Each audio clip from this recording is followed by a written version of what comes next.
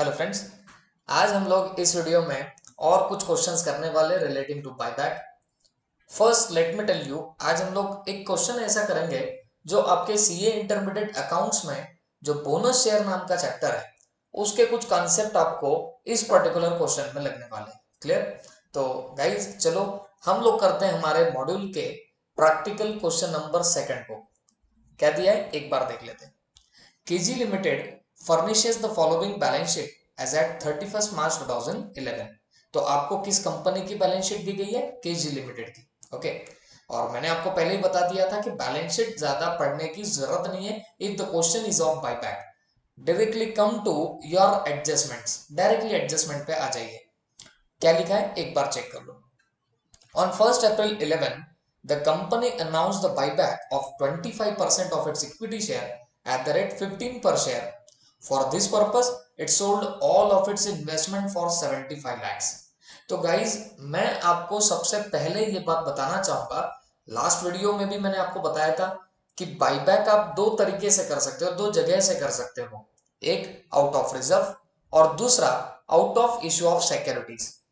अगर out of issue of securities आपको given नहीं होगा तो you have to assume that कि हमारा बाईबैक कहां से हो रहा है? बताओ, हमारा बाईबैक रिजर्व से हो रहा है।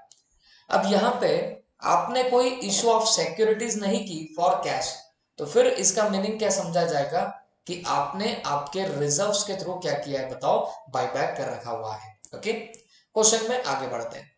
On 5th April 11 the company achieved the target of buyback, मतलब 5 अप्रैल को बाईबैक कंप्लीट हो गया।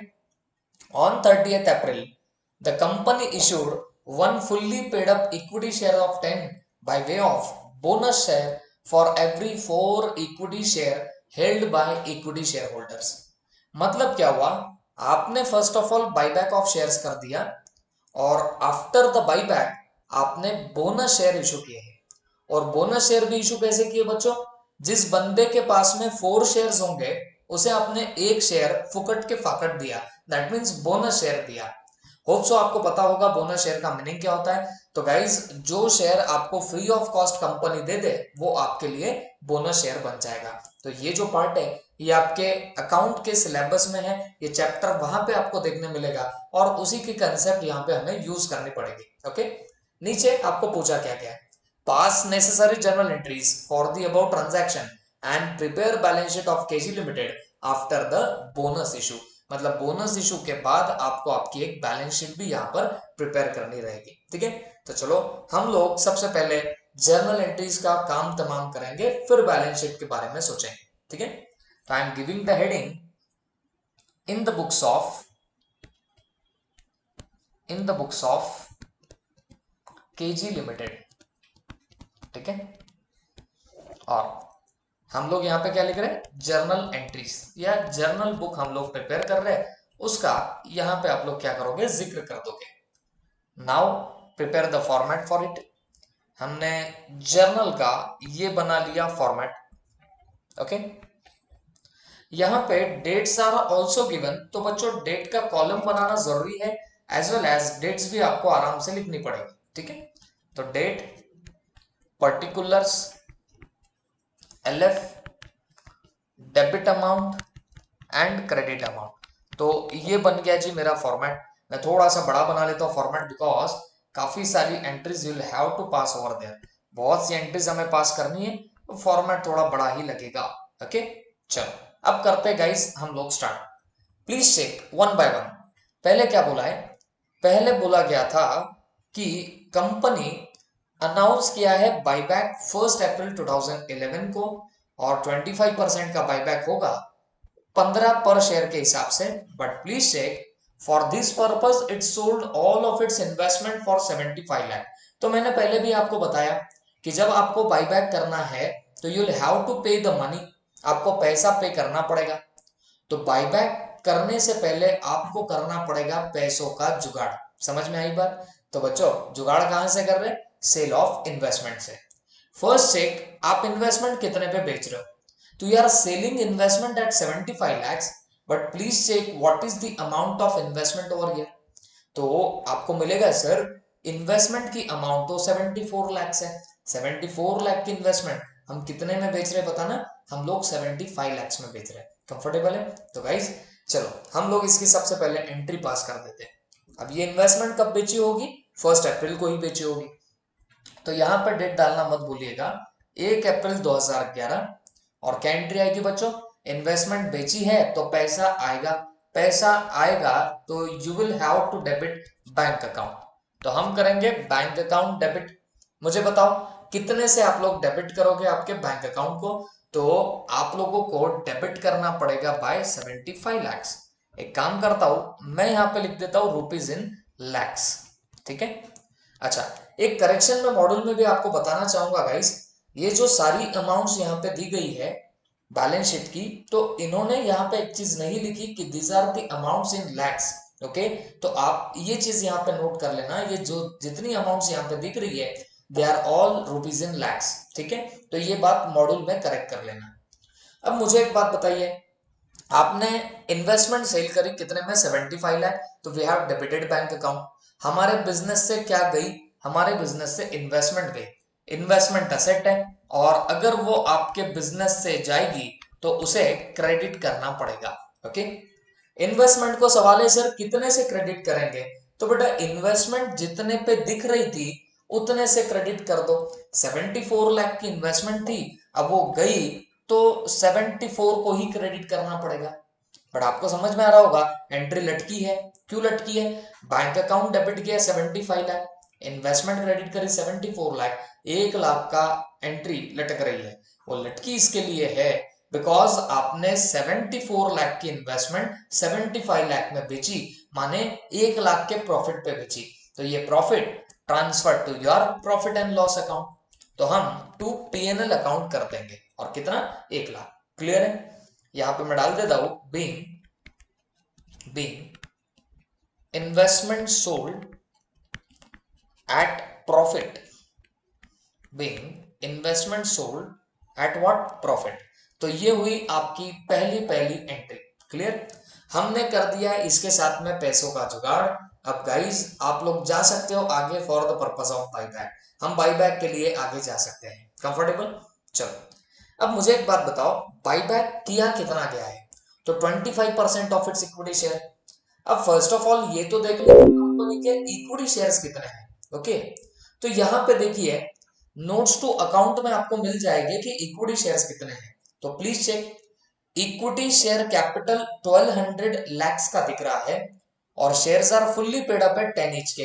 तो मतलब ये आपके इक्विटी शेयर्स कितने होंगे बताना? तो आपके equity share 1200 lakhs upon 10, that means 120 के आपके इक्विटी शेयर्स होंगे। मतलब 120 लैक्स आपके इक्विटी शेयर्स होने वाले हैं। समझ में आई बात? अब बच्चों मुझे एक बात बताओ, आपने बाईबैक कितना किया है? तो आपने बाईबैक 25% किया है। तो 25% किसका होगा बेटा? 120 लाख शेयर्स का होगा। ठीक है? 25% ऑफ 120 लाख शेयर्स। ये 120 लाख मुझे कहां से मिला? देखो 1200 की शेयर कैपिटल थी, 1200 लाख की शेयर कैपिटल थी, और एक शेयर आपका 10 का था। तो हमने क्या किया, 1200 अपॉन 10 कर दिया, दैट मीन्स 120 वहां पे आपको मिल चुका है। कंफर्टेबल? तो हमने यहां पे लिख दिया 25% ऑफ 120 लाख शेयर्स। क्लियर? अब मुझे एक बात बताओ, 120 लाख का 25% कितना आएगा? तो that will come to 30 lakhs. तो इसका मतलब ये हुआ कि हमने बाईबैक 30 लैक्स शेयर्स का कर रखा हुआ है। ओके, और डोंट फॉरगेट आपने 30 लाख शेयर्स का बाईबैक किया, और कितने में किया हुआ है बताओ? 15 पर शेयर के हिसाब से किया। क्लियर है क्या? ये यहां पे दिया गया था 15 पर शेयर पे आपने बाईबैक कर दिया। तो 30 लैक्स इंटू 15 कर देंगे तो बच्चों टोटल अमाउंट ऑफ बाईबैक है 450 lakhs. Total amount of buyback कितनी बताओ? 450 लैक्स। और डोंट फॉरगेट इसमें करेंगे दो पार्ट। दो पार्ट कौन से? देखो बच्चों, इसमें फेस वैल्यू भी है और इसमें प्रीमियम भी छुपा हुआ है। ठीक है? सवाल है सर फेस वैल्यू कितनी है? तो 30 लाख शेयर इंटू 10 की फेस वैल्यू, मतलब 300 लाख तो फेस वैल्यू का है, और बचा हुआ 150 लाख आपके प्रीमियम का है। You are buying back your shares at premium, आप प्रीमियम पे बाई बैक कर रहे हो। समझ में आ रही है बात आपको? तो हमने ये भी डिसाइड किया था, ये जो प्रीमियम आप लोग बाईबैक के टाइम देते हो, तो ये आपको सिक्योरिटीज प्रीमियम से राइट ऑफ करना पड़ेगा। ओके, और दूसरी बात, हमें फेस वैल्यू बाईबैक करनी है तो हमारे पास में दो तरीके हैं। एक तो हम इशू ऑफ सिक्योरिटीज कर सकते हैं, या तो हम रिजर्व से कर सकते हैं। अब पूरे प्रॉब्लम को देखो, इशू ऑफ सिक्योरिटीज कहीं लिखा ही नहीं है। हाँ, कुछ बच्चे बोल सकते हैं सर बोनस शेयर इशू किया तो ये तो इशू ऑफ सिक्योरिटीज हो गई, लेकिन बच्चों बोनस शेयर जो इशू कर रहे हो उससे आपको कोई पैसा मिल नहीं रहा, that is free of cost. तो वो फ्री ऑफ कॉस्ट है, तो उसे इशू ऑफ सिक्योरिटीज नहीं माना जाएगा। तो मुझे बताओ, अगर इशू ऑफ सिक्योरिटीज इस क्वेश्चन में नहीं दी गई है तो हम क्या अज्यूम कर लेंगे? जैसे मैंने प्रीवियस लेक्चर में भी बताया था, हम अज्यूम कर लेंगे कि पूरा के पूरा बाईबैक आपका हुआ है out of free reserves. Clear है सबको? तो इसका मतलब ये 300 लाख की फेस वैल्यू का बाईबैक आपने किया किससे होगा? आपके रिजर्व से किया होगा। अब एक बार चेक कर लीजिए रिजर्व्स में आपके पास में कौन कौन से रिजर्व्स अवेलेबल हैं। तो आपके पास सिक्योरिटीज प्रीमियम है, जनरल रिजर्व है, प्रॉफिट एंड लॉस है, सीआरआर है। ठीक है, तो बच्चों हम फ्री रिजर्व यूज करते हैं, और फ्री रिजर्व की अगर बात आ गई तो आप सिक्योरिटीज प्रीमियम भी पकड़ सकते हो, बिकॉज बाईबैक के लिए सिक्योरिटीज प्रीमियम भी आप यूटिलाइज कर सकते हो एज फ्री रिजर्व। बट मुझे एक बात बोलने दो, आप क्या कर लेना, जनरल रिजर्व में जो 265 है, ओके, देखो आप बाईबैक कितना कर रहे हो फेस वैल्यू का? 300 लाख फेस वैल्यू आप लोग बाईबैक कर रहे हो। इशू ऑफ सिक्योरिटीज नहीं दी तो हम अज्यूम कर रहे हैं आप रिजर्व से कर रहे हैं, और रिजर्व कौन से लगते हैं? Free reserve. तो फ्री रिजर्व में आप जनरल रिजर्व यूज कर सकते हो, कितना? 265 लैक्स का चलेगा। और अब बचा कितना? 35 लैक्स, तो वो आप प्रॉफिट एंड लॉस को यूज कर सकते हो। समझ में आ गई बात? अच्छा, कोई बच्चा पूछ सकता है सर क्या मैं ऐसा करूं क्या, प्रॉफिट एंड लॉस में 170 है, मैं पूरा 170 यूटिलाइज कर लेता हूं और बचा हुआ जनरल रिजर्व से कर लेता हूं, वो भी चलेगा।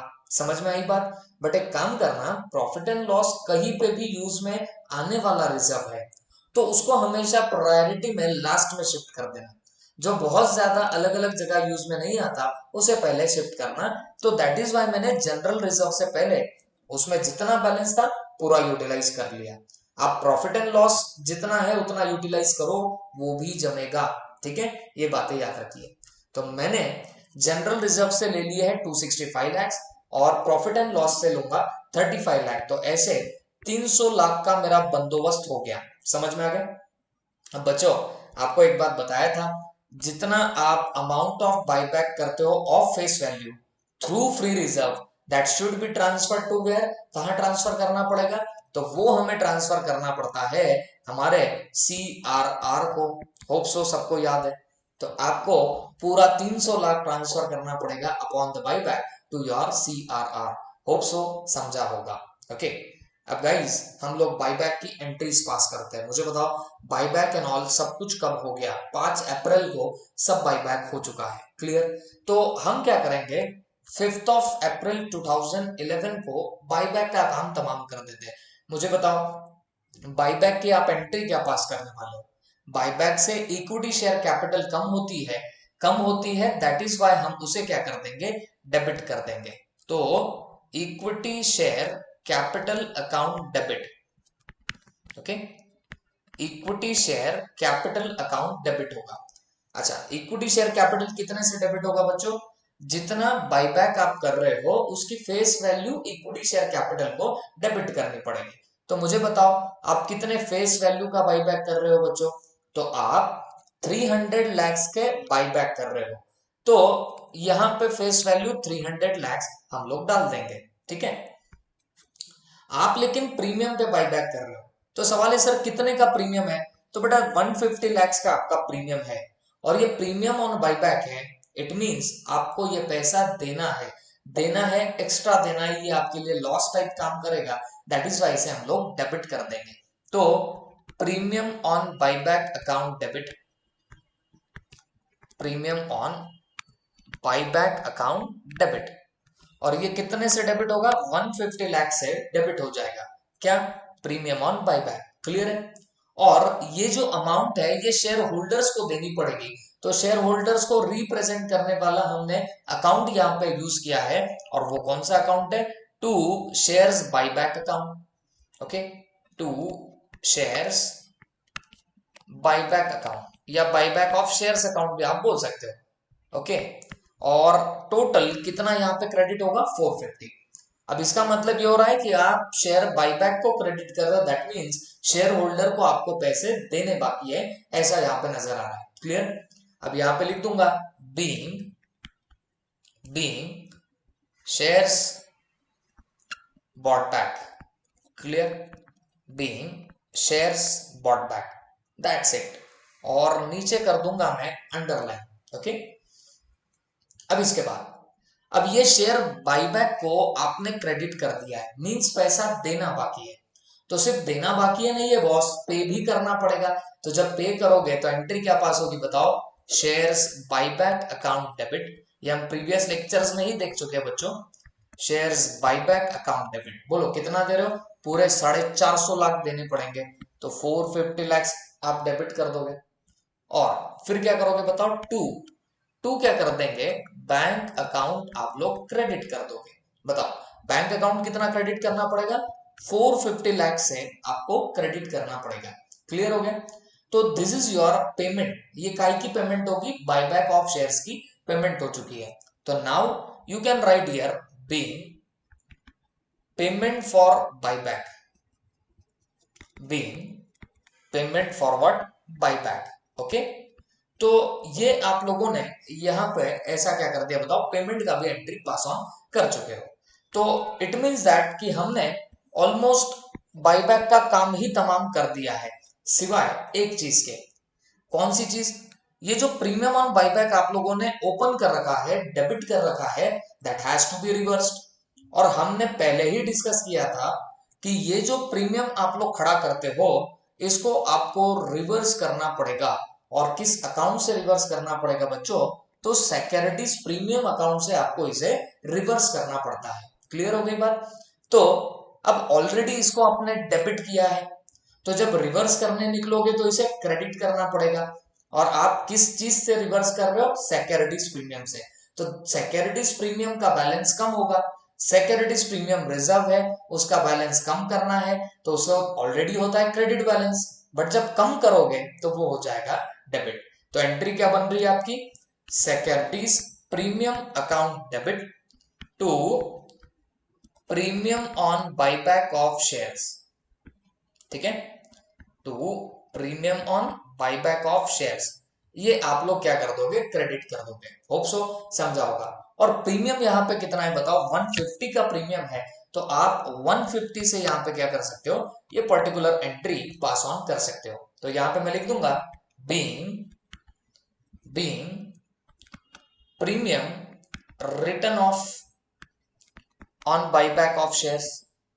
ठीक है, प्रीमियम रिटर्न ऑफ काय पे? On buyback of shares, that's it. तो ये हम लोगों ने क्या कर दिया बताओ? ये भी एंट्री हमने पास ऑन कर दी है, बट एक एंट्री आपको आपके सुबुद्धि से मारनी पड़ेगी, जो मैं आपको पहले से बोलता आया हूं। और वो कौन सी एंट्री रहेगी बच्चों? आपने क्योंकि आपका फ्री रिजर्व यूटिलाइज किया है, काय के लिए बताओ? आपके बायबैक ऑफ शेयर्स के लिए। तो जितनी अमाउंट आपने फ्री रिजर्व की यूज करी फेस वैल्यू को बायबैक करने के लिए, that has to be transferred to your CRR account. तो हमने क्या डिसाइड किया? हम जनरल रिजर्व से 265 और PNL से 35 इतना बैलेंस यूज करने वाले हैं। तो आप ये अमाउंट से एंट्री पास कर देना। आप अब जनरल रिजर्व और PNL से बैलेंस CRR में ट्रांसफर कर रहे हो। अब वो दोनों है रिजर्व, रिजर्व का होता है क्रेडिट बैलेंस। अब आप उसमें से बैलेंस ट्रांसफर करोगे तो उनका बैलेंस कम होगा, और बैलेंस कम करने के लिए डेबिट करना पड़ेगा, क्योंकि उन्हें ऑलरेडी क्रेडिट बैलेंस था। क्लियर हो गई बात? तो हम क्या करेंगे? General reserve account debit, profit and loss account debit to CRR account, capital redemption reserve को हम लोग ट्रांसफर कर देंगे। अच्छा एक बात मुझे बताने दो गाइस, मैं यहाँ टाइम बचाने के लिए SP, GR PNL ऐसा लिख देता हूं, लेकिन आप ट्राई करना आपका पूरा के पूरा जो नॉमेनक्लेचर होता है उसको डालने की, शॉर्टकट मत डालना। हाँ, CRR जैसा जो शॉर्टकट है ये स्टैंडर्डाइज है, आप डाल सकते हो, बट GR PNL ऐसे मत डालना, इसको पूरे तरीके से लिख देना। ओके, तो मुझे एक बात बताइए, जनरल रिजर्व कितना यूज किया आपने? 265 लाख। तो मैं यहां पे कितना लिख देता हूं बताओ? 265। अच्छा, पीएनएल आपने कितना यूज किया बच्चों? 35। तो मैं यहां पे कितना लिख दूंगा? 35। ओके, और 2 सीआरआर में पूरा के पूरा आप लोग क्या कर दोगे? पूरा 300 लाख यहां पे उठा के डाल दोगे, दैट्स इट। और यहां पे हम लोग लिख देंगे being transferred to CRR. Okay, transfer to CRR from free reserve. ठीक है, जितना आपने फ्री रिजर्व किया है वो आपने सीआरआर को आपके ट्रांसफर कर दिया है। होप सो ये बातें आपको अच्छे से समझ में आ चुकी होगी। एंड नाउ गाइस, बाईबैक का काम तो हम लोगों ने तमाम कर दिया, बट स्टिल अभी भी आपको एक काम करना बाकी है, और वो एक काम कौन सा है? बोनस शेयर्स का। ठीक है, आपको बोनस शेयर्स भी यहां पे इशू करने हैं ऑन 30 अप्रैल 2011। तो एक बार बोनस शेयर के बारे में पढ़ लेते हैं, क्या बोला था? On 30th April 2011, the company issued one fully paid up equity share of rupees 10 by way of bonus share for every 4 equity share held by the equity shareholders।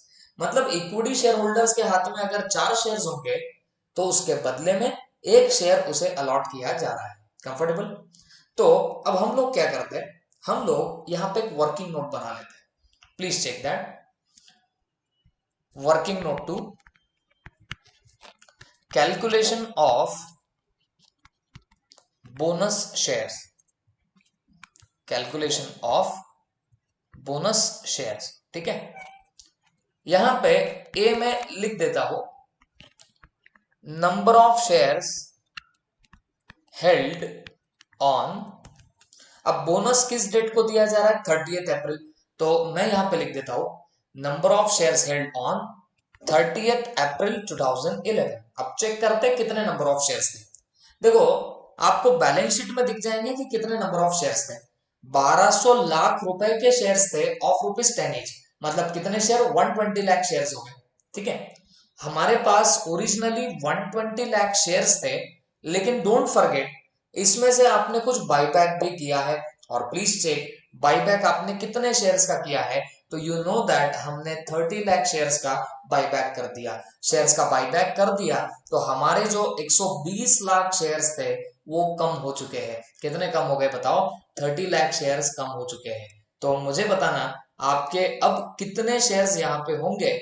तो आप बोल सकते हो सर 90 लाख शेयर्स हमारे पास में पड़े हुए होंगे। ठीक है, ये बात तो समझी होगी। अब दूसरा, बी फॉर बोनस का रेशो क्या है? मतलब बोनस किस रेशो में दिए जाएंगे। तो एक बोनस शेयर मिलेगा 4 शेयर होल्ड करने के बदले में। तो मतलब आपके पास अगर 4 शेयर होंगे तो आपको एक बोनस शेयर मिलेगा। ठीक है, तो मैं यहां पे लिख देता हूं बोनस शेयर्स। बताओ कैसे बोनस शेयर्स आएंगे, मैं आपको बताता हूं। देखो, आपको एक बोनस शेयर मिलेगा 4 शेयर्स होल्ड करने के बदले में। तो आपके पास अभी कितने शेयर्स होल्ड किए हुए हैं? 90 लैक्स। तो मैं 90 लैक्स 4 के नीचे लिख देता हूं, क्योंकि 4 शेयर होल्ड करे तो एक मिलेगा। तो हमने तो 90 लैक्स होल्ड करके रखे हुए हैं, तो हमें कितने बोनस शेयर मिलेंगे? अब आप बस क्रॉस मल्टीप्लीकेशन कर दो, आपका आंसर मिल जाएगा। कैसे क्रॉस मल्टीप्लीकेशन होगा? 90 लैक्स इंटू 1 अपॉन 4। क्लियर हो गई बात? तो 90 upon 4 that comes to 22.5। Okay, इतने लैक्स बोनस शेयर्स आप लोग इशू करने वाले हो। ठीक है, ऑफ कितने ईच का? 10 ईच का। तो मल्टीप्लाई बाय अगर मैं 10 करूं तो मुझे बोनस की अमाउंट मिल जाएगी, जो कि कितनी है? 225 लैक्स। ये आपकी बोनस शेयर्स की अमाउंट रहेगी। कंफर्टेबल? अब देखो, जिनका फर्स्ट ग्रुप हो चुका होगा या जिन्होंने फर्स्ट ग्रुप में बोनस शेयर का चैप्टर पढ़ा होगा, उन्हें इसकी एंट्री बहुत आसानी से आएगी। लेकिन अभी काफी लोग ऐसे हो सकते हैं जो डायरेक्टली सेकंड ग्रुप कर रहे होंगे। काफी लोग ऐसे भी हो सकते होंगे जिनका फर्स्ट ग्रुप तो हो चुका है, बट अभी वो भूल गए कि बोनस की एंट्रीज वगैरह क्या होती है। तो मैं आपको बताना चाहूंगा बच्चों कि आपको जब भी बोनस शेयर इशू करना है तो आपने एंट्री क्या पास करनी है। तो ध्यान रखना, आप बोनस शेयर सीआरआर से इशू कर सकते हो, फ्री रिजर्व से इशू कर सकते हो, ठीक है। बेस्ट ऑप्शन है सीआरआर से करना, बिकॉज कैपिटल रिडेम्पशन रिजर्व का एक ही पर्पस होता है और वो होता है बोनस शेयर इशू करना, ठीक है। तो बेस्ट है कि आप इसी को एग्जॉस्ट कर दो, इसी को खत्म करके बोनस शेयर इशू कर देना, ठीक है। अब सोच के देखिए, आप सीआरआर को यूज कर रहे हो तो सीआरआर खत्म होगा तो सीआरआर को ऑलरेडी होता है क्रेडिट बैलेंस, अब उसको खत्म करना है तो उसे क्या करना पड़ेगा, डेबिट करना पड़ेगा। तो एंट्री कैसे बनती है, शांति से देखना, C R R account debit. बोलो कितने अमाउंट के बोनस शेयर देने वाले हो, 225 लैक्स के, तो हम यहां पे लिख देंगे 225 लैक्स। और जब आप बोनस शेयर इशू कर रहे हो, भले ही आप फ्री में शेयर्स इशू कर रहे हो बच्चों, लेकिन बोनस शेयर्स इशू करने से आपका इक्विटी शेयर कैपिटल बढ़ेगा। इक्विटी शेयर कैपिटल को ऑलरेडी होता है क्रेडिट बैलेंस, उसे फर्दर बढ़ाना है तो उसे आपको फर्दर क्रेडिट करना पड़ेगा। इसको ऑलरेडी क्रेडिट बैलेंस होता है, आपको और बढ़ाना है तो आपको उसे क्रेडिट करना पड़ेगा। तो मैं यहाँ पे क्या कर दूंगा बच्चों, मैं यहाँ पे इक्विटी शेयर कैपिटल कर दूंगा, ठीक है। इक्विटी शेयर कैपिटल अकाउंट कितना, 225 लैक्स, दैट्स इट। या फिर आप इसको थोड़ा घुमा भी सकते हो, आप CRR to bonus to share holders लिख सकते हो। First of all bonus to equity share holder, ये पहले आप पेबल की एंट्री बताओगे।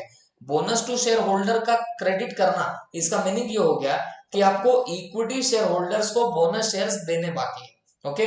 आप डायरेक्ट एंट्री मार सकते हो, जैसे मैं पहले बता रहा था, CRR to equity share capital, काम ही हो जाएगा।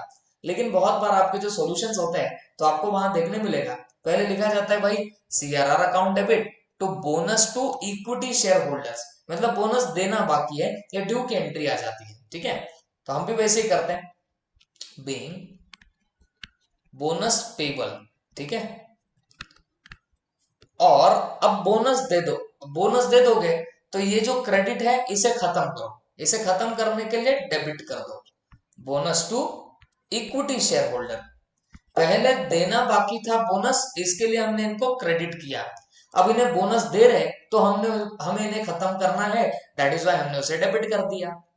टू, अब बोनस शेयर इशू करने से आपकी इक्विटी शेयर कैपिटल बढ़ेगी और इक्विटी शेयर कैपिटल बढ़ाने के लिए उसे क्रेडिट करना पड़ेगा। तो टू इक्विटी शेयर कैपिटल आप लोग कर लोगे, और कितना करने वाले हो बताओ, 225 lakh, 225 lakh being bonus issued to equity share holders, that's it. और ये हुई पूरी कहानी खत्म जर्नल एंट्रीज की regarding this particular question. Hope so सबके दिमाग में गया होगा।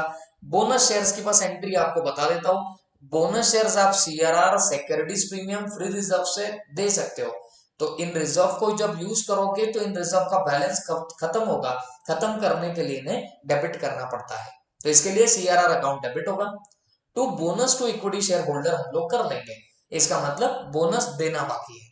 और जब एक्चुअल में बोनस दोगे तो bonus to equity share holder debit हो जाएगा और टू इक्विटी शेयर कैपिटल कर दोगे। इक्विटी शेयर कैपिटल क्रेडिट इसके लिए किया बिकॉज जब आप बोनस शेयर्स दोगे तो आपका कैपिटल बढ़ेगा, और कैपिटल बढ़ाने के लिए क्या करते, क्रेडिट करते, दैट इज व्हाई मैंने उसे क्रेडिट कर दिया। होप सो दिमाग में गया होगा, ठीक है।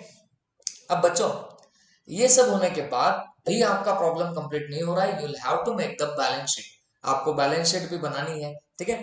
तो चलो अब निकलते हैं बैलेंस शीट के रास्ते। तो यहां पे लिख देता हूं बैलेंस शीट, और ये balance sheet after buyback and bonus issue है, मतलब दोनों के बाद की आप लोग क्या कर रहे हो बताओ, ये बैलेंस शीट बना रहे हो। इन शॉर्ट अगर सीधे सीधे बोलूं तो बोनस आपने कब दिया, 30 अप्रैल, तो हम क्या करते हैं एज ऑन 30 अप्रैल की ये बैलेंस शीट बना लेते हैं, ठीक है।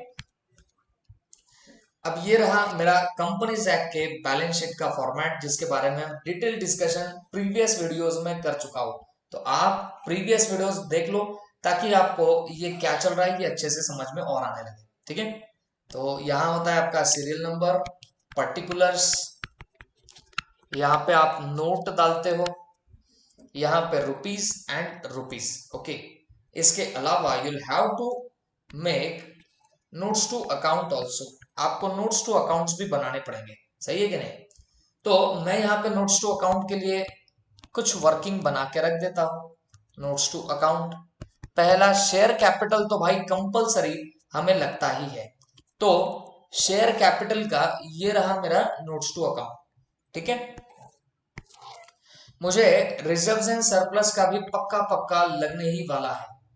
रिजर्व्स एंड सरप्लस का नोट्स टू अकाउंट मुझे पक्का लगता ही है, तो मैं इसकी भी यहाँ पे नोट्स टू अकाउंट का फॉर्मेट बना के मैं रख दूंगा। अब एक बार फॉर्मेट बन गए तो अब कुछ नहीं बेटा, अब बस आसानी के साथ आपको आपका ये काम बस कंप्लीट करते जाना है और कुछ भी नहीं है। ठीक है, चलो तो अब बैलेंस शीट का फॉर्मेट सबसे पहले तो डाल देते हैं। सबसे पहले यहां पे क्या लिखा जाएगा, equities and liabilities. Hope so आपको याद होगा, इक्विटीज एंड लाइबिलिटीज। ओके, ये सबसे पहले यहां पर लिखा जाएगा। अब इक्विटीज एंड लाइबिलिटीज में चेक कर लीजिए, इसमें आपको सबसे पहले दिखेगा शेयर कैपिटल। सबसे पहले शेयर कैपिटल, और इस शेयर कैपिटल के लिए हम लोग एक नोट बनाएंगे जिसको नोट नंबर 1 नाम देंगे। दूसरा, आपको रिजर्व्स एंड सरप्लस भी बनाना पड़ेगा और इसका नोट टू अकाउंट रहेगा सेकंड नंबर का। ठीक है, और यहाँ पे ये जो पूरा है इसको बोला जाता है शेयर होल्डर्स फंड, तो please adjust it, share holders fund. और इस शेयर होल्डर्स फंड में आपको शेयर कैपिटल और रिजर्व्स एंड सरप्लस डालना है। ठीक है, अच्छा इनको मैं ए और बी डालता हूं और शेयर होल्डर फंड को एक नंबर दे देता हूं। सेकेंड नंबर पे नॉन करंट लाइबिलिटी, अगर पुरानी बैलेंस शीट में दी है तो ही इसका जिक्र करो। हाँ, पुरानी बैलेंस शीट में नॉन करंट लाइबिलिटी दिया गया है तो आपको यहां पर भी बनाना पड़ेगा नॉन करंट लाइबिलिटीज। ओके, और नॉन करंट लाइबिलिटी में क्या दिया है, लॉन्ग टर्म बोरोविंग, तो यहां पे लिख दीजिए long term borrowing, long term borrowing. ठीक है, इसको नोट टू अकाउंट का थर्ड नंबर दे देना, इसका नोट्स टू अकाउंट बनाना पड़ेगा। थर्ड में करंट लाइबिलिटीज आपको यहां पे डालनी पड़ेगी। ठीक है, अब करंट लाइबिलिटीज में क्या क्या है, ट्रेड पेबल है, अदर करंट लाइबिलिटीज है, तो आप यहां पे लिख दोगे ट्रेड पेबल, ट्रेड पेबल और अदर करंट लाइबिलिटीज। ठीक है, तो ये हमने यहां पे डाल दिया। तो बच्चों ये हो गया लाइबिलिटीज का पार्ट। Then there will come the total, total यहां पे आ जाएगी लाइबिलिटीज की, और फिर सेकंड पार्ट चालू होगा आपके असेट्स का। असेट्स में फर्स्ट ऑफ ऑल क्या आएगा बताओ, नॉन करंट असेट, यहां पे लिख देता हूं नॉन करंट एसेट्स। क्लियर, उसमें भी property plant and equipment. Okay, अच्छा उसके अलावा इसका भी नोट्स टू अकाउंट है तो इसको 4 नंबर दे देना। और इसके बाद नॉन करंट इन्वेस्टमेंट। अब गाइस आपको भी पता है कि हमने इन्वेस्टमेंट तो बेच दी ना, इन्वेस्टमेंट बेच दी, तो ये नॉन करंट इन्वेस्टमेंट अब न्यू बैलेंस शीट में नहीं दिखेगी। मैंने प्रीवियस वीडियो में बताया था कि आपको बैलेंस शीट में बनाना कैसा है, बैलेंस शीट बनाते वक्त कौन कौन से आइटम लेने हैं, इसका मैंने प्रीवियसली एक वीडियो डाला था, उसमें मैंने डिटेल में बताया था आपको कैसे बैलेंस शीट बनानी है। ठीक है, तो please watch that particular video. इसके बाद अब करंट असेट्स, तो यहाँ पे नंबर डाल देता हूँ करंट असेट्स का। अब यहाँ पे जो जो आइटम्स है उनको भी हम लोग यहाँ पे डाल देंगे। बोलो क्या क्या आइटम्स है, एक तो इन्वेंटरीज है तो ये डालनी पड़ेगी। इसके अलावा ट्रेड रिसीवेबल है, ये भी आपको डाल देना पड़ेगा। ओके, इसके बाद और क्या है, यहाँ पे कैश एंड कैश इक्विवेलेंट है, ये भी डाल दो, कैश एंड कैश इक्विवेलेंट। ठीक है, इक्विवेलेंट, तो हमने ये सब चीजें यहाँ पे डाल दी। क्लियर, अब इसकी फिर यहां पे क्या आ जाएगी, आपकी टोटल आ जाएगी, और ये जो टोटल आएगी ये आपके लाइबिलिटी से मैच हो जानी चाहिए, तो हम समझेंगे कि आपने जो प्रॉब्लम किया वो एक्यूरेट था। ठीक है, चलो अब वापस से एक बार बता देता हूं कि आपको जब बैलेंस शीट बनानी है तो क्या करना पड़ेगा। तो आपके सामने सबसे पहले रखो पुरानी बैलेंस शीट, ठीक है। पुरानी बैलेंस शीट सामने है, बताओ यहाँ शेयर कैपिटल कितना दिख रहा, 1200 लाख। अब आप आपके जर्नल एंट्रीज में आ जाओ और जर्नल एंट्रीज में जाके चेक करो कि आपने इक्विटी शेयर कैपिटल से कब कब छेड़छाड़ करी है, ठीक है। तो मुझे 5-4 की एंट्री में दिख रहा है और नीचे की एक एंट्री में छेड़छाड़ करी हुई नजर आ रही है। तो आपने क्या करना समझ के लीजिए। देखो बैलेंस शीट में जो भी आइटम्स लाइबिलिटीज के होते हैं इन्हें होता है क्रेडिट बैलेंस, ठीक है। मैं बताता हूं, एक बात समझ के लीजिए। जो भी आपके लाइबिलिटीज के आइटम्स होते हैं इन्हें होता है क्रेडिट बैलेंस, ठीक है। तो अगर इन्हें बढ़ाना है तो इन्हें क्रेडिट करना पड़ता, इन्हें कम करना है तो इन्हें डेबिट करना पड़ता। समझ में आ गया। या फिर इनको ऑलरेडी होता है क्रेडिट बैलेंस, तो अगर तुमने क्रेडिट किया तो ये बढ़ जाएगा, तुमने डेबिट किया तो ये कम हो जाएगा। इसका अपोजिट होता है असेट। ये कहीं तो ऊपर लिख लीजिए बच्चों, ये काफी काम में आएगा आपको। असेट को कौन सा बैलेंस होता है, डेबिट बैलेंस। तो अगर आपको इसे बढ़ाना है तो डेबिट करना पड़ता और कम करना है तो क्रेडिट करना पड़ता। समझ में आ गई बात। तो इस बात को ध्यान में रखते हुए आपकी बैलेंस शीट बन जाएगी। Please check. मेरे को बताओ शेयर कैपिटल ऑलरेडी कितना था, 1200। तो please take on your calci 1200। Okay, 1200 आपके कैलसी पे आने दीजिए। फिर अब देखिए इक्विटी शेयर कैपिटल को हमने कहां पे क्या किया, तो आपको मिल जाएगा ये वाला पर्टिकुलर पार्ट। यहाँ पे आपने इक्विटी शेयर कैपिटल को डेबिट कर रखा है। इक्विटी शेयर कैपिटल आती है लाइबिलिटी में, इसको होता क्रेडिट बैलेंस, और आपने इसको यहाँ पे डेबिट किया। इसका मतलब इसका बैलेंस कम हो जाएगा। कितने से कम हो जाएगा, 300 से। तो आपने कैलसी पे 1200 लिया है, उसमें से माइनस कर दीजिएगा 300। और नीचे देखो, और हमने शेयर कैपिटल के साथ कहा छेड़छाड़ करी है, तो आपको मिल जाएगा आपने बोनस के वक्त इक्विटी शेयर कैपिटल को क्रेडिट कर रखा है। इसको ऑलरेडी कौन सा बैलेंस था, क्रेडिट, और आपने फर्दर इसे क्या कर दिया, क्रेडिट ही कर दिया है। तो मुझे बात बताइए, क्रेडिट कर दिया तो जिसको ऑलरेडी क्रेडिट बैलेंस है आप फर्दर क्रेडिट करोगे तो उसका बैलेंस बढ़ जाएगा। कितने से बढ़ेगा बॉस, 225 से बढ़ जाएगा। तो ऐड करो 225, वो होगा 1125। अब ये हुई final figure equity share capital की, जो आपको डालनी पड़ेगी share capital new balance sheet के अंदर। तो यहां लिख देंगे 1125। ओके, और इसका जो आपने नोट्स टू अकाउंट बनाया है, यहां पे सबसे पहले लिखना पड़ेगा ऑथोराइज्ड शेयर कैपिटल। अब आपको नहीं पता ऑथोराइज मतलब मैक्सिमम कैपिटल कितनी है, तो लिख देना dash dash number of equity shares of, equity shares of, अब बोलो कितने रुपए का इक्विटी शेयर है, 10 each। और अमाउंट क्योंकि पता नहीं तो डैश आएगा, और इसके नीचे आता है डबल अंडरलाइन। फिर बाद में लिख देंगे issued subscribed and paid up, issued subscribed and paid up. Clear. तो ये आप लोग यहाँ पे लिख देंगे। तो मुझे बताइए इशूड सब्सक्राइब पेड अप में आपकी कितनी कैपिटल अब दिखेगी। देखो हमने देख लिया 1125 का आपका फिगर दिखेगा इन योर शेयर कैपिटल। कितना, 1125 का फिगर है। 1125 का फिगर है, इसका मतलब 10 का एक शेयर है। तो मतलब हमने कितने शेयर इशू करे होंगे, 112.5 लाख। ठीक है, तो यहां पे लिखेंगे 112.5 lakh equity shares of ₹10 each। ठीक है, तो बाहर अमाउंट गई कितनी, 1125, और यही आपकी टोटल में भी आपको लिख लेनी पड़ेगी। Total 1125 lakh, that's it. ये बन गया notes to account share capital का, और हमने यहाँ पे अमाउंट डाल दी। Now please come to balance sheet first. Old balance sheet reserves and surplus कितना दिख रहा है, 810, बट इसका बाइफर्केशन आपको नोट्स टू अकाउंट में मिल जाएगा। तो प्लीज चेक, ये रहा बाइफर्केशन।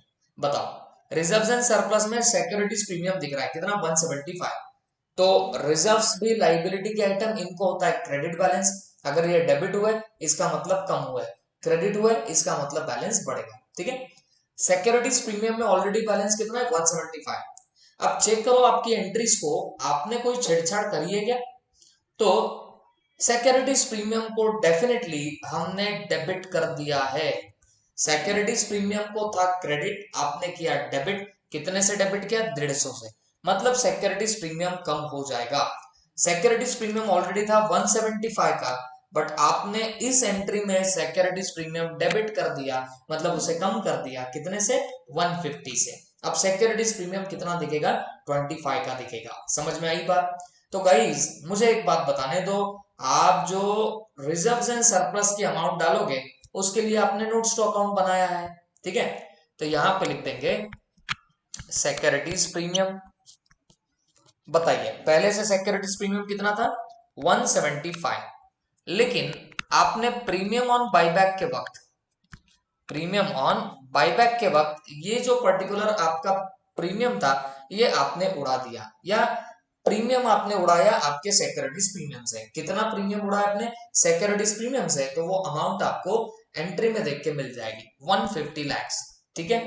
तो 150 लैक्स यहां से हो जाएगा माइनस, तो बाहर सिर्फ कितना जाएगा बताओ, 25 लैक्स बाहर चला जाएगा। कंफर्टेबल। तो सिक्योरिटीज प्रीमियम का मैंने बैलेंस डाल दिया है। और कौन सा रिजर्व था, general reserve 265, but don't forget पूरा के पूरा जनरल रिजर्व आपने यूटिलाइज कर दिया था। किसके लिए यूटिलाइज कर दिया था बच्चों, जब हमने सीआरआर को अमाउंट ट्रांसफर करी तो पूरा जनरल रिजर्व हमने खत्म कर दिया है। समझे कि नहीं समझे। तो अब नई बैलेंस शीट में जनरल रिजर्व कुछ भी फिगर में नहीं दिखेगा। ओके, जनरल रिजर्व था तो आपका कितना बताओ, 265, लेकिन हमने उसे यूज कर लिया है। बताओ कहां पे यूज कर लिया है, for transfer to CRR. CRR में हमने उसे ट्रांसफर कर दिया पूरा 265। अब जनरल रिजर्व कुछ नहीं दिखेगा। कंफर्टेबल। इसके बाद और कौन सा रिजर्व है, तो सीआरआर वहां पे नजर आ रहा है, ठीक है। सीआरआर को ऑलरेडी देखो वहां कितना बैलेंस नजर आ रहा है, तो सीआरआर को 200 लाख का बैलेंस पड़ा हुआ था, 200 लैक्स। बट आप देखो लास्ट में जो एंट्री आपने पास करी है, ओके, तो लास्ट एंट्री में आपने देखो दो एंट्रीज हुई है जहां पे आपका सीआरआर यूज हुआ। देखो ध्यान से देखो, हमने जब बाईबैक किया तो हमने बाईबैक करने के बाद सीआरआर को क्रेडिट किया है, चेक कर लीजिए। अब अगर हमने उसे क्रेडिट कर लिया है तो इसका मीनिंग बहुत साफ है। इसका मीनिंग ये होगा कि हमने सीआरआर जिसको ऑलरेडी था क्रेडिट बैलेंस, हमने फर्दर उसे क्रेडिट कर दिया। अगर फर्दर क्रेडिट कर दिया तो सीआरआर का बैलेंस बढ़ेगा। मुझे बताओ पहले से सीआरआर कितना था, 200 लैक्स का। आपने अब क्या किया, क्रेडिट कितने से, 300 से। तो पहले का 200 लो कैलसी पे और प्लस ये 300, कितना हो गया 500। लेकिन जब बोनस इशू करने गए थे तब आपने सीआरआर को डेबिट कर दिया था। कितने से डेबिट कर दिया था, 225 से। तो इसका मतलब ये सीआरआर का बैलेंस कम करेगा, तो माइनस कर दीजिए 225, तो बचा कितना 275। तो ये 275 जो है ये अब आपके सीआरआर में बैलेंस बचेगा।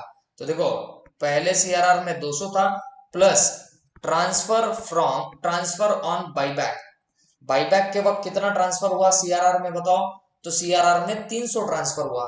लेकिन बोनस के टाइम हमने सीआरआर यूज कर लिया था, और वो कितना यूज कर लिया था बताओ, 225 हमने यूज कर लिया था। तो ये कम हो जाएगा 225 का। तो अब बैलेंस बाहर कितना जाएगा बताओ, 275 सीआरआर का बैलेंस जाएगा। क्लियर। उसके बाद प्रॉफिट एंड लॉस नाम का वहां रिजर्व नजर आ रहा है, तो मैं लिख देता हूं यहां पे प्रॉफिट एंड लॉस फर्स्ट। बताओ प्रॉफिट एंड लॉस का बैलेंस कितना है वहां पे, 170 lakhs. But please check that कि क्या प्रॉफिट एंड लॉस से हमने कोई छेड़छाड़ करी है क्या, तो देख लेते हैं एंट्रीज में जाके। Come to entries. तो प्रॉफिट एंड लॉस में बैलेंस था आपका 170, तो कैलसी पे लो 170। और प्लीज चेक आपने पीएनएल को किया है क्रेडिट, पीएनएल ऑलरेडी रिजर्व है, रिजर्व को था क्रेडिट बैलेंस, आपने और क्रेडिट कर दिया, मतलब इसका बैलेंस 1 से बढ़ गया, +1 कर दीजिए कैलसी पे। और चेक करो कहीं पीएनएल को और छेड़ा है क्या आपने, जी हाँ, ये देखिए पीएनएल को आपने डेबिट करके रखा हुआ है। अब पीएनएल डेबिट हुआ है कितने से, 35। पीएनएल का था क्रेडिट बैलेंस, आपने किया डेबिट, तो इसका बैलेंस और कम हुआ होगा। कितने से कम हुआ होगा, 35। तो माइनस कर दीजिएगा 35, तो ये आएगा कितना बताओ, 136 ये अमाउंट आएगी। And this will be the amount of your what, your PNL. कितनी अमाउंट आएगी बताओ, 136 की अमाउंट आएगी, ठीक है। तो हम करेंगे add profit on sale of investment. जब आपने सेल ऑफ इन्वेस्टमेंट करी तो 1 लाख का प्रॉफिट हुआ तो वो ऐड होगा। लेकिन आपने फिर बाईबैक के वक्त ट्रांसफर टू सीआरआर किया था आउट ऑफ योर पीएनएल। कितना आपने ट्रांसफर किया था प्रॉफिट एंड लॉस से बच्चों, तो वो एंट्री में देखने मिल जाएगा। तो हमने 35 लैक्स का ट्रांसफर किया था। तो आप क्या करोगे बताओ, यहां से 35 लैक्स डिडक्ट कर दोगे। तो अब देखिए बाहर फिगर कितनी जाएगी, तो बाहर जाएगी 136 की फिगर। और मुझे नहीं लगता कि और कोई नया रिजर्व आया है, तो आप इसी की टोटल यहाँ पे कर सकते हो। तो प्लीज चेक द टोटल कितनी आएगी, 25 प्लस 275 प्लस 136, तो total will come to 436 lakhs. तो this is your total reserves and surplus. अब बैलेंस शीट में 436 लाख की रिजर्व एंड सरप्लस की टोटल डाल दो, तो आपको शेयर होल्डर्स फंड मिल जाएगा। कैसे आएगा, 1125 share capital plus 436 of reserve, तो 1561 ये आपका शेयर होल्डर्स फंड आ गया। ठीक है, अब यहां पे लॉन्ग टर्म बोरोविंग दी गई थी। ठीक है, और लॉन्ग टर्म बोरोविंग में आपको 750 की अमाउंट है। और अगर आप नोट्स टू अकाउंट देखो तो आपको पता चलेगा लॉन्ग टर्म बोरोविंग्स में डिबेंचर पड़े थे। आपकी जर्नल एंट्री को ऊपर से नीचे तक देख लो, आपको समझ में आएगा कि हमने डिबेंचर को धक्का भी नहीं लगाया, डिबेंचर को टच भी नहीं किया। तो मेरा बोलने का मतलब है कि इस बार की भी बैलेंस शीट में लॉन्ग टर्म बोरोविंग पहली ही अमाउंट में आएगी। दैट मींस 750 में ही आपको लॉन्ग टर्म बोरोविंग बताना पड़ेगा। बट क्योंकि लॉन्ग टर्म बोरोविंग में क्या है, ये आपको पता नहीं चलेगा, है ना। तो that is why we will have to make what, notes to account. Balance sheet में जो लॉन्ग टर्म बोरोविंग लिखा है वो देख के ये नहीं समझता कि इसके अंदर क्या है। That is why notes to account बनाना पड़ेगा। तो बताओ इसके अंदर क्या है, 12% डिबेंचर है भाई। तो लिख देना 12% डिबेंचर 750 लैक्स, और टोटल कितना आएगी 750। अब कई बच्चों के दिमाग में क्वेश्चन आता है कि सर एक तो आइटम था उसका नोट्स टू अकाउंट बनाना जरूरी है क्या। तो मैं आपको बताना चाहूंगा, देखो बैलेंस शीट में सिर्फ लॉन्ग टर्म बोरोविंग लिखा हुआ है, तो वो देख के समझता नहीं है ना कि अंदर क्या है। तो अंदर क्या है वो बताने के लिए आपको वो बताना ही पड़ेगा योर नोट्स टू अकाउंट, भले उसमें एक आइटम क्यों ना हो। अच्छा, कुछ बच्चे बोल सकते हैं सर हम यहीं पे लिख दे क्या डिबेंचर। तो बच्चों शेड्यूल 3 का जो आपका फॉर्मेट है वो फॉर्मेट में कहीं दिया ही नहीं है कि आप यहाँ पे घान करो, यहाँ पे घान आपको करनी नहीं है। फॉर्मेट ऐसा ही है, non current liability long term borrowing. अब उसमें जो भी लॉन्ग टर्म बोरोविंग है आप उसके लिए एक नोट्स टू अकाउंट बनाओ और उसमें आप लोग ये सब चीजें प्रेजेंट कर दो, दैट विल बी इनफ। लेकिन आप यहाँ पे ध्यान नहीं कर सकते हो, ठीक है, याद रखना। फिर अब आई बारी करंट लाइबिलिटीज की। Please check old balance sheet. Old balance sheet में करंट लाइबिलिटी में क्या क्या था, trade payable, other current liability. तो बेटा इसमें हमारा कोई बदलाव आया ही नहीं है, तो आप एज इट इज ये अमाउंट उठा के पटक सकते हो, एज इट इज अमाउंट उठा के डाल सकते हो। कितनी, 745 195। अब मैं इनका टोटल लेके जाता हूं बाहर, 745 प्लस 195 ये आएगा 940। तो मुझे लगता है मेरी लाइबिलिटी साइड इज ओवर। मैं टोटल कर लेता हूं, 940 plus 750 plus 1561, this will come to 3251। ठीक है, उसके बाद अब प्रॉपर्टी प्लांट एंड इक्विपमेंट। अब वापस से वही बात, ये प्रॉपर्टी प्लांट एंड इक्विपमेंट जो लिखा है तो इसके अंदर क्या है ये तो देख के नहीं समझ रहा। तो दैट इज व्हाई आपको इसका नोट्स टू अकाउंट बनाना ही पड़ेगा, पीपीई। ठीक है, इसमें बाइफरकेशन क्या है ये बताने के लिए आपको ये नोट्स टू अकाउंट बनाना पड़ता है। कंफर्टेबल। अब देखिए पुराना जो प्रॉपर्टी प्लांट एंड इक्विपमेंट है तो उसमें ये 3 आइटम दिख रहे हैं, 2 आइटम दिख रहे हैं, और मुझे नहीं लगता कि हमने लैंड या प्लांट एंड मशीनरी में कोई बदलाव लाया। तो वो एज इट इज आपको इस बैलेंस शीट में भी दिखेगा। ठीक है, तो मैं यहाँ पे लिख देता हूं land and building, land and building. अच्छा ये कितनी अमाउंट की है land and building, this is of 1800 lakhs. तो आप 1800 लैक्स यहां पे डाल देना। ओके, उसके अलावा और क्या है, प्लांट एंड मशीनरी। तो प्लांट एंड मशीनरी जिस वैल्यू की है वो वैल्यू भी डाल दीजिएगा। बताओ कितनी वैल्यू है, 226। तो यहां पे लिख देंगे 226। तो ये आई टोटल, हमने इन्हें छेड़ा ही नहीं है, इसमें चेंजेस नहीं आए।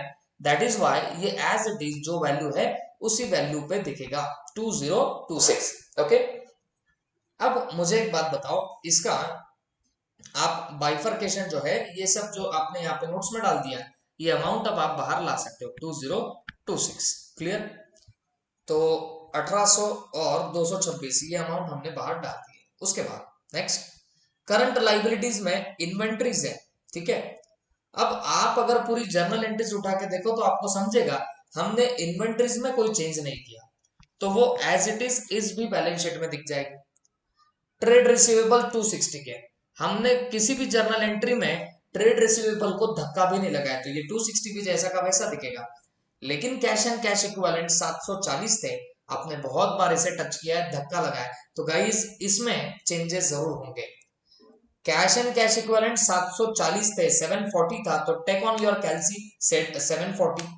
ओके, अब याद रखना कैश आपकी असेट है, असेट को होता है डेबिट बैलेंस। अगर कैश डेबिट हुई मतलब वो बढ़ी, कैश क्रेडिट हुई इसका मतलब वो कम हो गई, ठीक है। तो come to your journal entry, बताओ बैंक यहां पे क्या हुआ है, डेबिट हुआ है, तो बैंक डेबिट हुआ इसका मतलब बैंक बैलेंस बढ़ा, कितने से 75। तो आपने कैलसी पे 740 लिया था, तो प्लस कर दीजिएगा 75, ये दिख रहा होगा 815 आपके कैलसी पे। फिर और ढूंढो बैंक कहां पे आई, ये रही बैंक, क्या हुई, क्रेडिट, क्रेडिट हुई बोले तो बैंक कम हो गई, कितने से कम हो गई, 450 से कम हो गई, तो माइनस कर दीजिए 450, कैलसी पे कितना दिख रहा होगा 365। ओके, अब और मुझे नहीं लगता कि कहीं पे आपने बैंक से छेड़छाड़ करी है, तो ये फाइनल फिगर हो गया 365, जो आपके कैश एंड कैश इक्विवेलेंट का दिखेगा। तो हम बैलेंस शीट में पुट कर देते हैं 365, तो 365 प्लस 260 प्लस 600, ये गया 1225 बाहर। और अब असेट की टोटल कर लीजिए, 1225 प्लस 2026, ये आएगा 3251। अगर आपने पूरे शिद्दत से, अगर आपने पूरे दिलो जान से प्रॉब्लम सॉल्व किया होगा, it has to get tally, ये टैली हो ही जाएगी। समझे कि नहीं समझे? This was all about this particular problem, hope so दिमाग में गया होगा, ठीक है। गाइस मैंने आप लोगों को बताया था कि हम लोग आरटीपी पास्ट एग्जाम पेपर सब कुछ कवर करेंगे, ठीक है। तो दैट इज वाई मैं आपको बताना चाहूंगा अब कुछ और फर्दर क्वेश्चन जो आपको होमवर्क में लेने, जो आपके कहीं ना कहीं आपको देखने मिलेगा आपके आरटीपीज में, पास्ट एग्जाम क्वेश्चंस में। तो मैं आपको बताता हूँ कि आपको होमवर्क्स में क्या लेना है। और जो शीट से मैं होमवर्क आपको दे रहा हूँ, ये शीट आपको नीचे डिस्क्रिप्शन बॉक्स में एक लिंक मिलेगी टेलीग्राम चैनल की, उस चैनल पर ज्वाइन हो जाइए ताकि आपको ये नोट्स प्रॉपरली मिल सके, ठीक है। तो मैं आपको बताता हूँ कि आपको कौन सा प्रॉब्लम करना पड़ेगा, ठीक है। अब ये जो नोट्स है इसमें मॉड्यूल के सारे प्रॉब्लम्स इनकॉर्पोरेटेड है, प्लस पास्ट आरटीपीज है, प्लस पास्ट एग्जाम के क्वेश्चन है, सब इसके अंदर डाला हुआ है, ठीक है। तो मैं आपको देना चाहूंगा होमवर्क के लिए प्रॉब्लम नंबर 10, ये आप होमवर्क करके लाइए। और कल नहीं, प्रॉब्लम 10 नहीं हो सकता, इसमें एक चीज है जो मुझे आपको पहले डिस्कस करनी पड़ेगी, then only you can solve that problem. तो आप एक काम कीजिएगा, आप प्रॉब्लम नंबर 11 ये होमवर्क में ले लीजिए, ठीक है। नोट्स मैंने बता दिया आपको कहां पे मिलेंगे, नीचे टेलीग्राम चैनल की मैं लिंक दे रहा हूं, उसमें आपको नोट्स मिल जाएंगे, ठीक है। तो नोट का problem number 11, this is your homework. और ये प्रॉब्लम मैं बता दूं कौन सा है, तो ये प्रॉब्लम है आरटीपी नवंबर 2018 का। ओके, आरटीपी नवंबर 2018 का ये पर्टिकुलर प्रॉब्लम है, ठीक है। तो please solve this particular problem, जिससे आपका कॉन्फिडेंस बूस्ट होगा। ये प्रॉब्लम ऑलरेडी हम लोग कर चुके हैं, ठीक है। तो ये आपको देखते के साथ सिंप्लिसिटी के साथ आ जाएगा। और भी काफी सारे प्रॉब्लम है जो सेम वैरायटी के हैं, इसमें वैरायटीज एक तरीके की जो है वो मैंने पूरी कंप्लीट कर दी। अब सेम आपको ऐसे क्वेश्चन इन नोट्स में मिलेंगे in your RTPs, past exams वगैरह वगैरह। तो ये मैं आपके ऊपर छोड़ना चाहूंगा, जिससे आप लोग इसे अगर प्रैक्टिस कर लो तो आपको लगेगा कि आपको भी आ रहा है, ठीक है। बट ये प्रॉब्लम्स करने से पहले मैं एक बात बताना चाहूंगा, आप प्रीवियस 2 4 5 लेक्चर जो है वो अच्छे से देखो, ताकि आपको ये सारी बातें अच्छे से, ठीक है। तो आज का सेशन हम लोग यहाँ पे स्टॉप करते हैं, टाटा बाय बाय।